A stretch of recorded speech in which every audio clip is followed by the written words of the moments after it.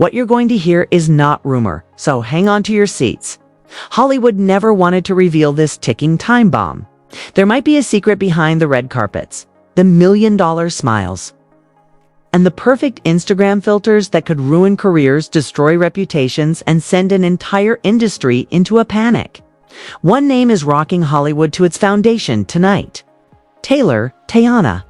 And a long-buried stillness was suddenly broken by one voice: Tasha K. Because this isn't just about celebrity. According to shocking allegations made on her show, this has to do with health, treachery, and a secret crisis for which nobody was ready. According to sources, private lab results, sealed discussions, and private medical information are now at the heart of a scandal so sinister that insiders refer to it as a nightmare for public safety. Whispers of a hidden diagnosis, suspicions of secret exposure, and suggestions that some of the biggest stars in Hollywood may have been unintentionally placed at risk. Fans are stunned.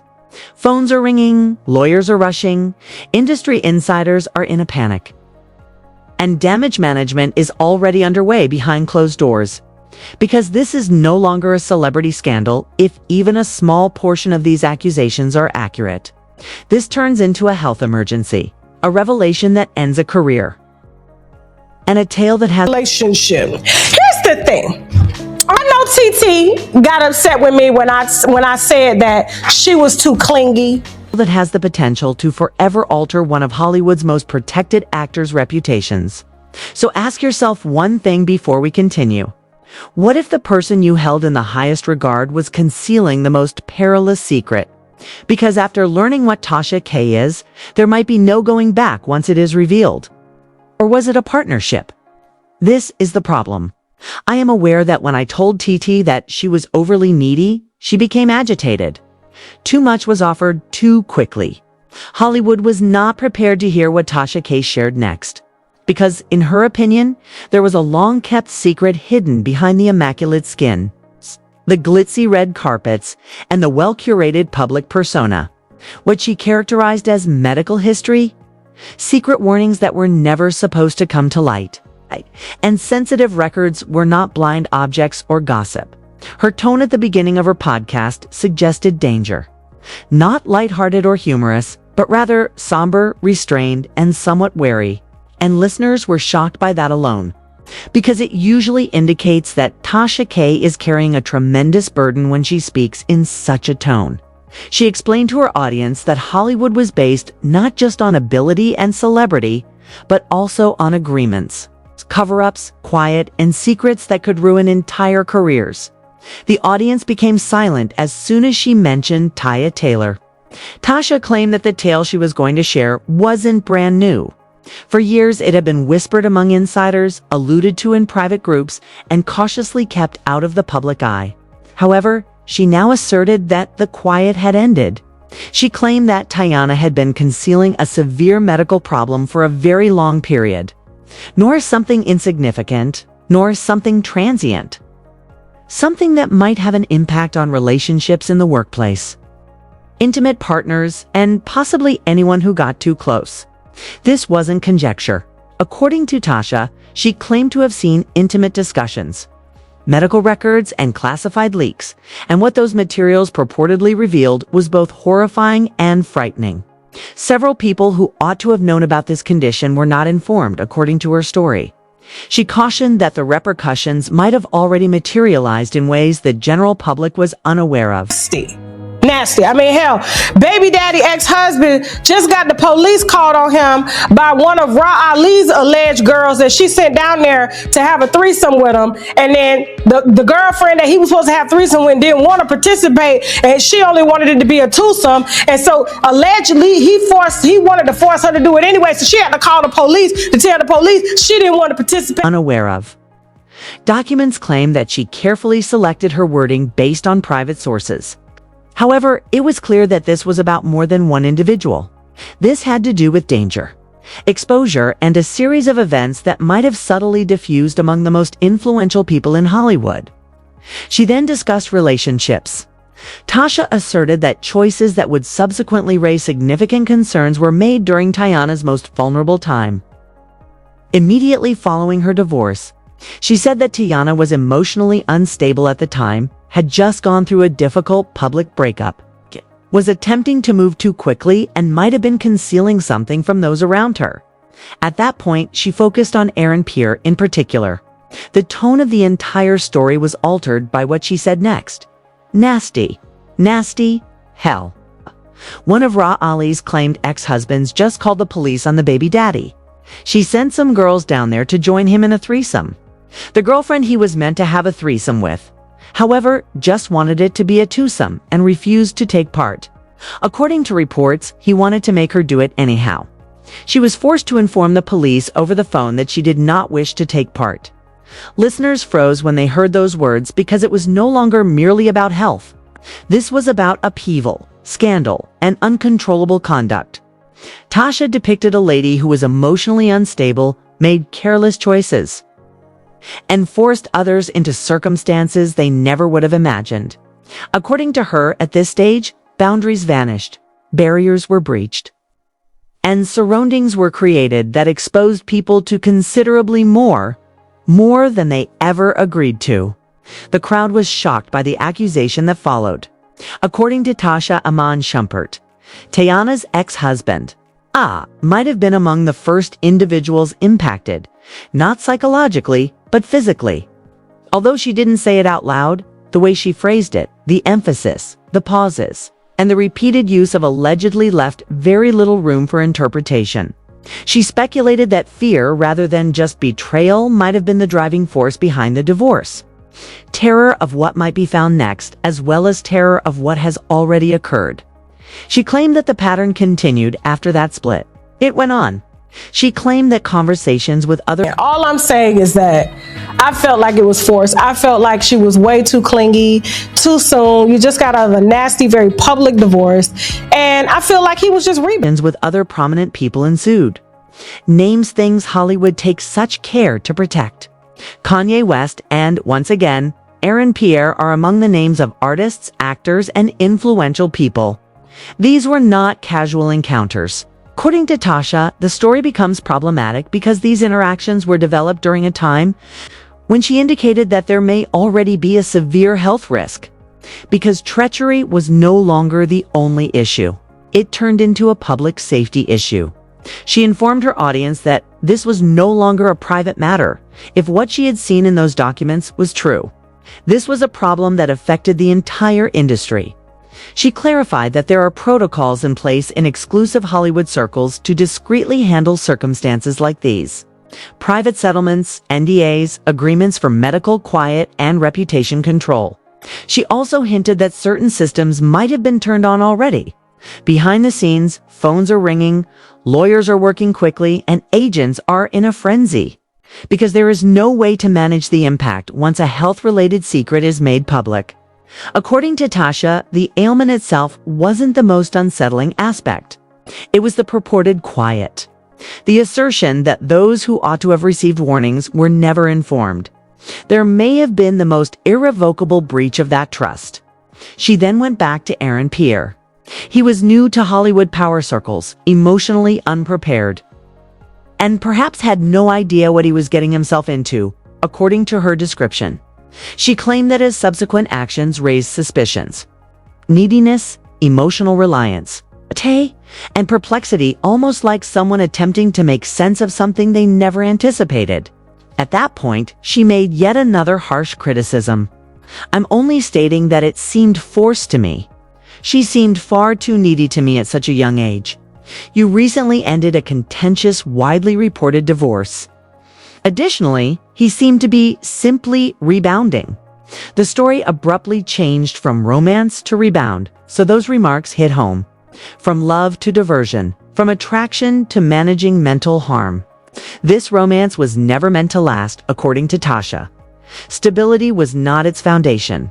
Honesty wasn't the foundation of it. The foundation of it was escape.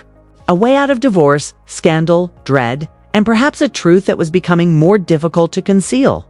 She assured her audience that the gossip wasn't what bothered her the most. It was the timing, the pattern, the emotional instability, the concealment, and the sheer number of people who might have unintentionally entered an unexpected storm. One thing became evident by the time she completed this section of the narrative. This was no longer a scandal involving a celebrity relationship. Something much darker was about to begin. Because the story's subsequent chapters wouldn't be about heartbreak if what she was implying was even somewhat accurate. They would deal with danger, harm, and repercussions that Hollywood cannot ignore. And as Tasha hesitated, it was already palpable to listeners. Not even the story's most perilous element has been revealed. Tasha K. went on to illustrate how the narrative subtly changed from being a celebrity scandal to something much more hazardous. Because the true threat was never emotional, in her opinion. It was biological. She lowered her voice, leaned in closer to the microphone, and whispered something that froze the room. That shattered relationships weren't the only issue here. This had to do with danger, exposure, and a silent network that might have gone far beyond what the general people had anticipated. She asserted that every subsequent relationship became a possible domino effect once the purported condition was present. It was what she described as a pattern of silence, not gossip or conjecture. Tasha claims that health disclosures are not treated the same way in private Hollywood circles as they are in the real world. They are contained, managed, controlled, and occasionally entirely concealed. She clarified that certain institutions, such as physicians who sign confidentiality agreements, attorneys who seal data, and managers who reroute narratives are made to preserve reputations rather than individuals, and that under these systems, the truth becomes optional. She informed her audience that the diagnosis itself was not the most unsettling aspect of what she discovered. It was the chronology. Because this illness may have existed long before a number of high-profile relationships started. Based on her purported records, and if that were the case, people might have been put in danger against their will. She claimed that although there were quiet warnings, secret calls, subtle distancing, and whispers behind the scenes, nothing had ever been made public until recently. She then talked about the emotional aspect because relationships are not destroyed by danger alone. Fear does. She explained how insiders reportedly observed a change in behavior. Loneliness, mood swings, quick breakups, and abrupt departures from long-term plans.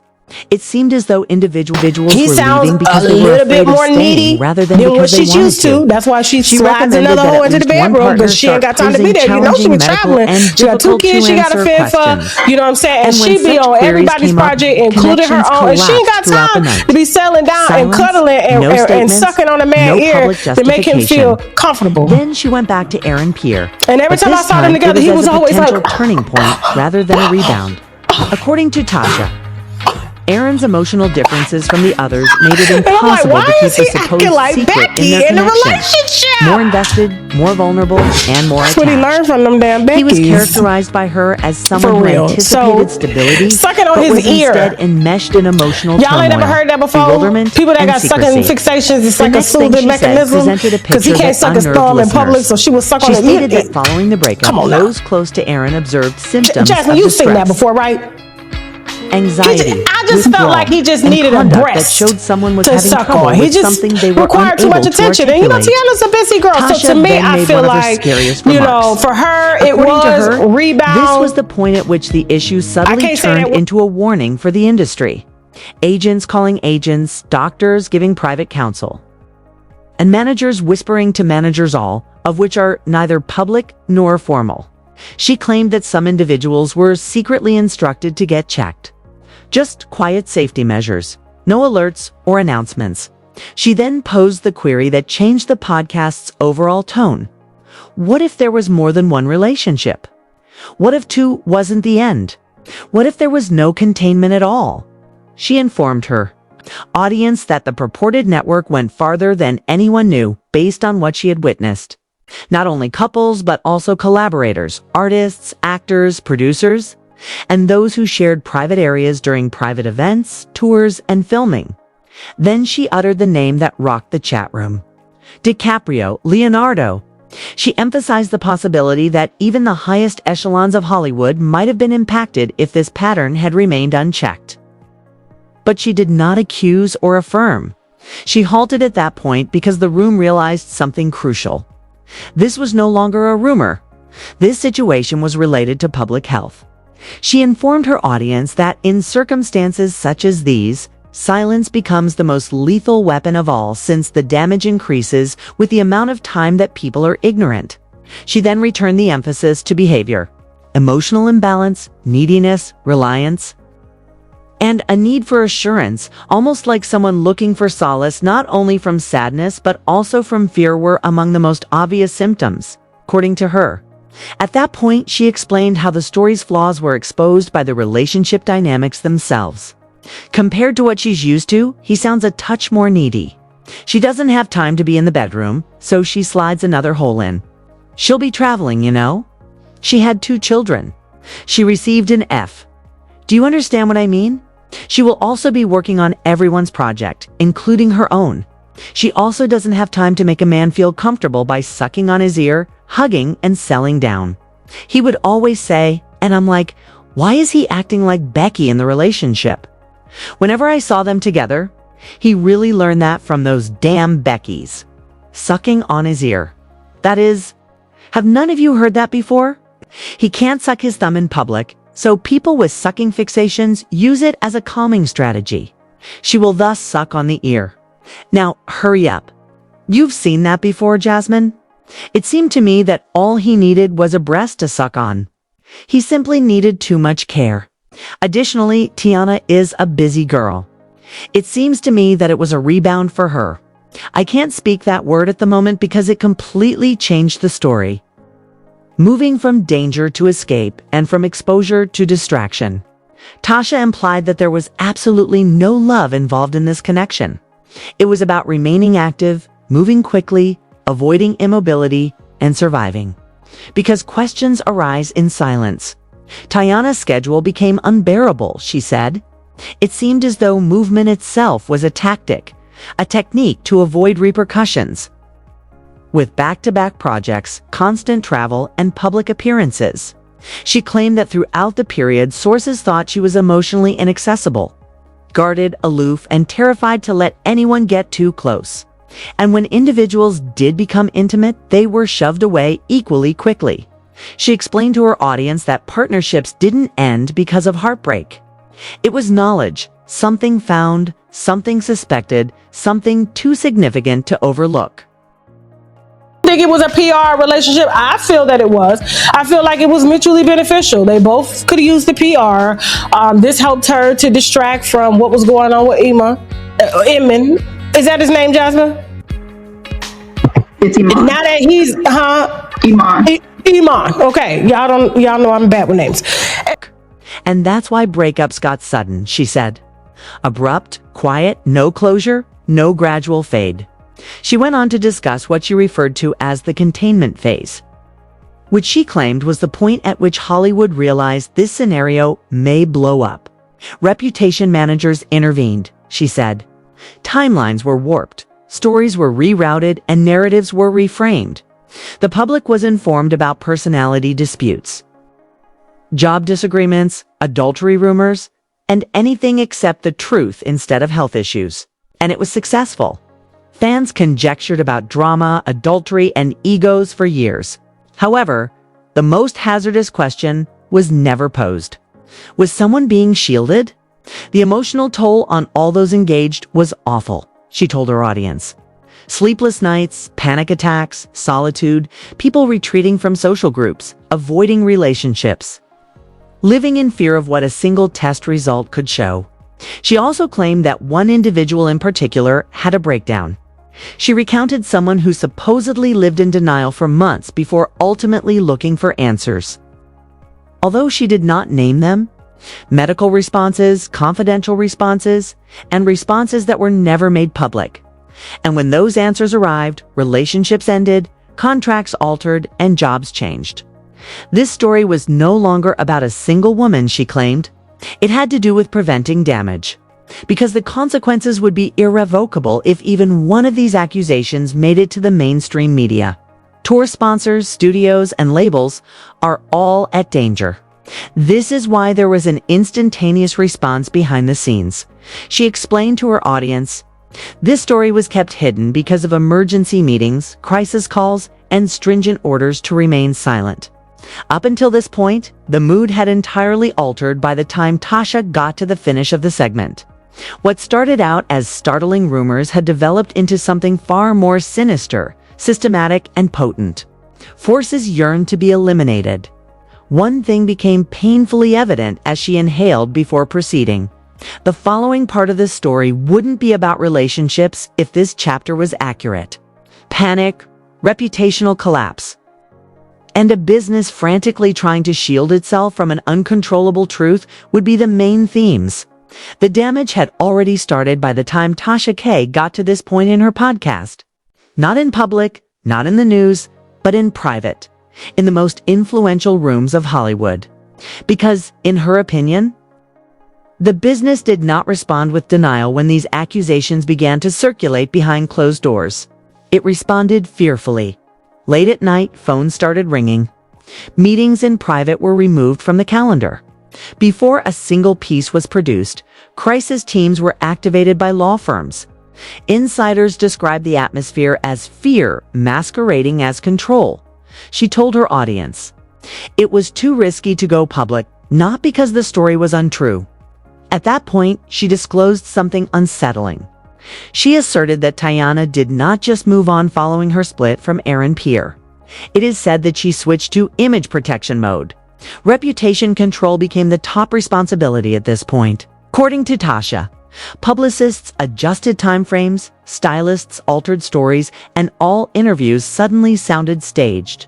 She said that covert attempts were made to discredit Aaron, questioning his stability, portraying him as compulsive, and casting him as emotionally unstable, without openly criticizing him, just subtly altering perspective. She also cautioned her listeners, "It is very easy to conceal the truth when credibility is lost." Insiders, she said, noticed an abrupt change in Aaron's treatment. It seemed as though someone had muttered something about him that caused people to back off, as seen by fewer invitations, projects slowing down, and connections cooling. She further said that the whisper was not a coincidence. It was the result of influence. According to her, the story took a strategic turn at this point because power takes over once fear enters the room. Hollywood, according to her, is an ecosystem that depends on quiet, and when the system reacts, when silence is endangered. This was the real start of industrial containment. She informed her audience. Stories were rerouted. The public was given heartbreak stories rather than health-related inquiries. Fans were given marital trouble, adultery scandals, ego issues, creative disagreements, and anything else but the actual risk instead of exposure allegations. And it worked for a while because CEOs discreetly controlled risk while fans quarreled over allegiance. According to her, some individuals were secretly counseled to avoid public areas. No parties, no red carpet events, and no late-night appearances. Appointments for testing were set up covertly. Medical confidentiality agreements were signed, she added. And discussions that had previously been informal now became legally delicate. According to one insider, it was a silent quarantine with no walls. Lockdowns or announcements just distance from people, situations, and questions that nobody wanted to address. She then talked about social media since. In her opinion, it was at that point that pieces of this story started to appear online. Hollywood became uncontrollable. Mysterious tweets, anonymous blinds, and private direct messages.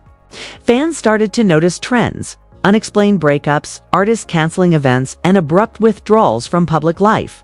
With each inexplicable choice, conjecture increased. She revealed to her audience that a major label had allegedly postponed a project without providing an explanation. One Eye celebrity allegedly demanded extra provisions in their health disclosure agreements. And another studio secretly reorganized a contract. Insiders knew why, but no one explained. The industry had been alarmed by something. At that point, Tasha went back to the most contentious assertion of all. Teyana allegedly exploited her power to manipulate the story after the split. Through access, not through comments or interviews. Some journalists, she said, abruptly stopped asking questions. Some bloggers ceased publishing, and some stories that were prepared for publication never passed legal approval. She refrained from making outright accusations. However, the implication was clear. They were using that strength. Then she paused, lowered her voice, and uttered something that made her audience uncomfortable. That the emotional consequences of this circumstance might have been much more severe than anyone had anticipated. She talked about panic attacks, restless nights, and people withdrawing from society because they are afraid of testing, the results, and the repercussions. According to insiders, at least one person entirely withdrew from public life for several months. They seemed to be waiting for something or someone, as there were no interviews, sightings, or explanations. The most illuminating sign she felt was not medical, so she returned to the relationship dynamics one last time. It was sentimental.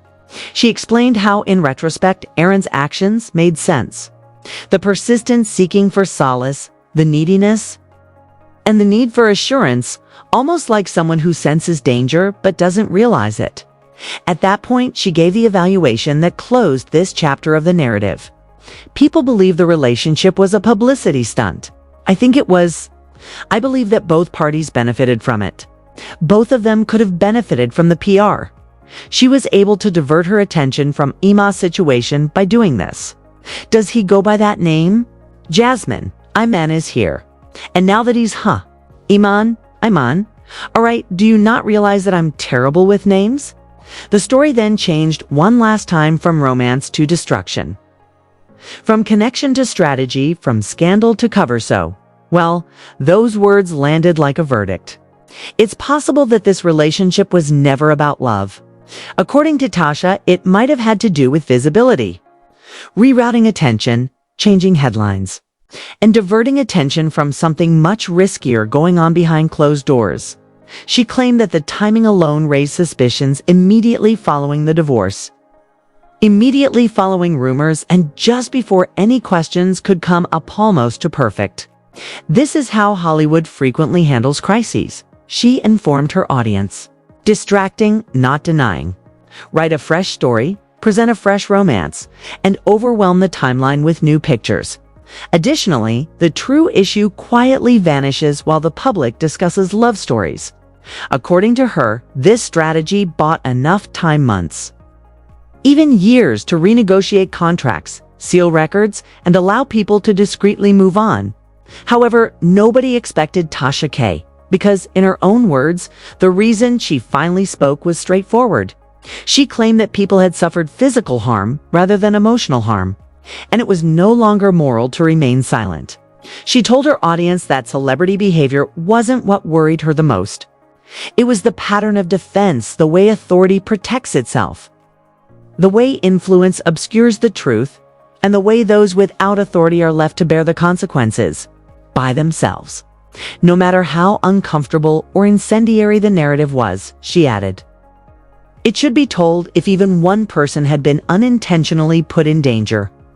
She also cautioned her audience. This was just the start. Because once fear permeates an industry, it leaves traces legal, medical, and digital land. Eventually someone speaks. She made a statement at the close of this segment of the show that sent shivers down the spine. That she had yet to disclose links, names, and documents.